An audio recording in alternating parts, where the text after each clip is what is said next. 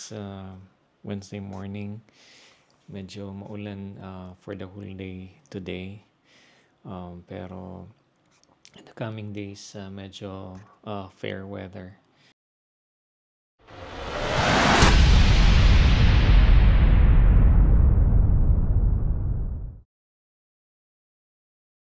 Kasi spring season na ngayon.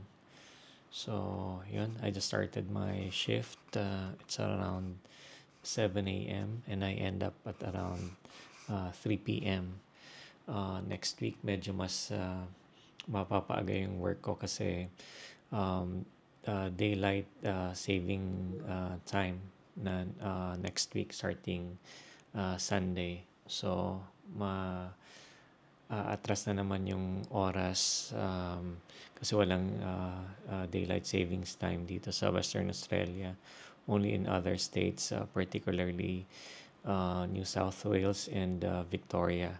So I'm following Melbourne business hours. So that means I have to adjust by another hour. So may pros and cons. I start early, pero I end up my shift early din. So from 6:30 to 3 p.m. Yung current schedule ko magiging 5:30 to 2 p.m.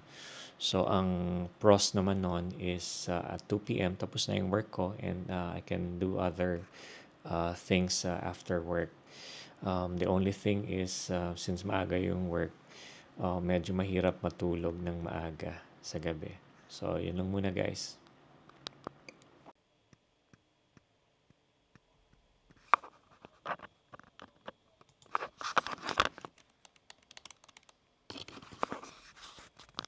It's almost 6 p.m. now, Thursday afternoon. Medyo na-extend yung work natin.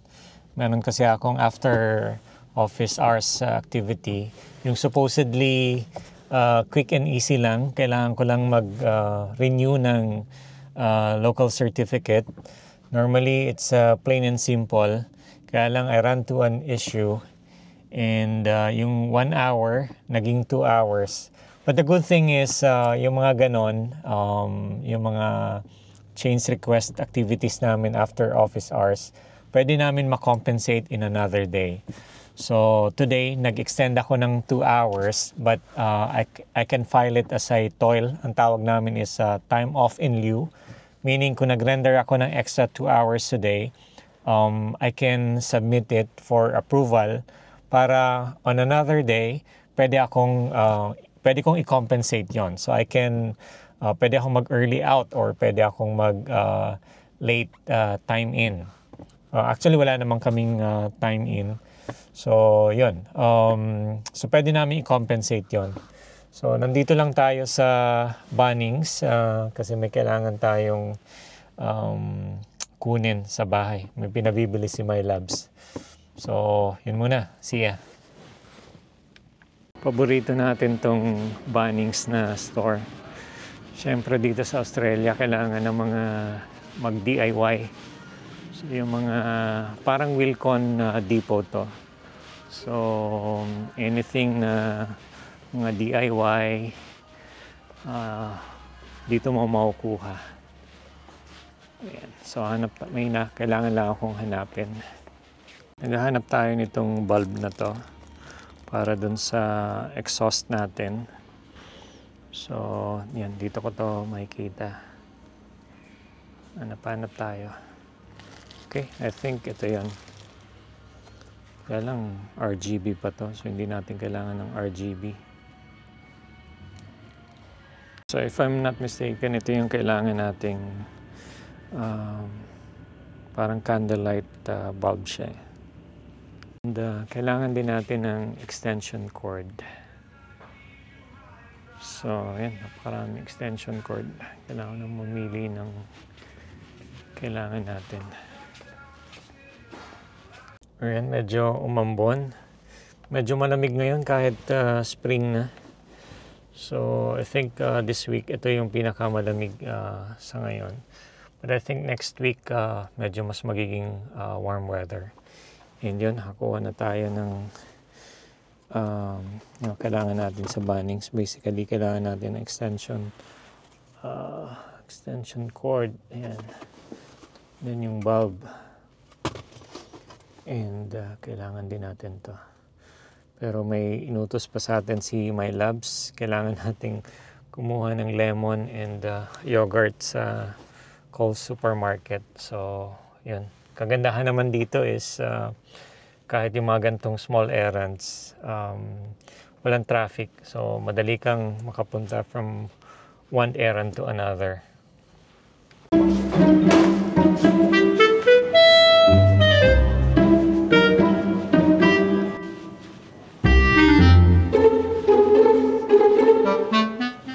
19 degrees, medyo malamig, pero tirik na tirik ang araw. Ayun, ka-bright ng sky. So, yun ang somehow disadvantage dito. Similar sa Baguio, lakas makasunog ng skin yung ganitong weather kasi malamig. Ang tendency mo is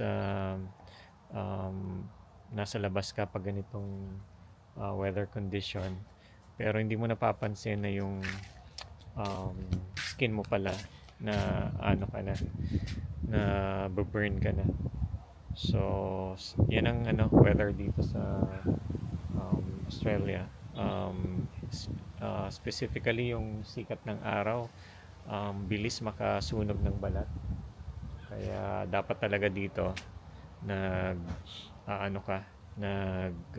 sa sunblock whenever may sun exposure. Ayan, what's up mga Kapinoy AU? So, it's a Friday. Thank God it's Friday. 2 hours na lang and tapos na naman yung shift ko. Yun ang kagandahan sa work from home shift ko. Since I'm following Melbourne business hours, so I end up at 3 p.m. pag standard time. So it's sort of a pros since I still have more time after my shift. So if I need to do some errands, supermarket or anything else, I have more time. Although ang consequence nun is I have to wake up early, which is around 6 a.m. But kagandahan naman nun is yun nga, mas marami akong time sa afternoon. So kung tutuusin, pwede pa akong kumuha ng second job since 3 p.m. is still early. Kaya lang yan, mas maganda na yung mayroong work-life balance. Hindi pwede yung every now and then na lang work. So masama rin yun. And starting next week, mayroon ng daylight savings time in other state here in Australia, particularly Sydney, New South Wales, and Victoria. So that means there'll be 1 hour forward. So since walang daylight savings time dito sa Western Australia, yung usual ko na 6 a.m., 6:30 a.m. shift, that will be 5:30 a.m. Dito sa Western Australia, which is the same time as in Philippines. So that means from 6 a.m. ako gumigising, magiging 5 a.m. na. So in the next 6 months until while there's daylight savings time, so medyo mas mapapaaga pa ng by another hour yung schedule ko. So again, same story. That means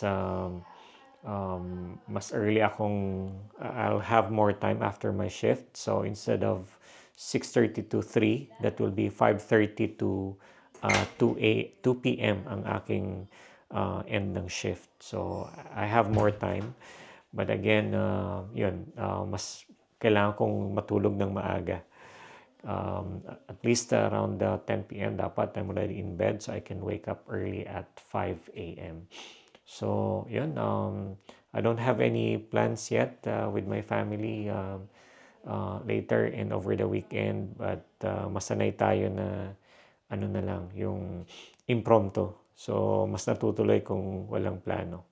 So yeah, that's it.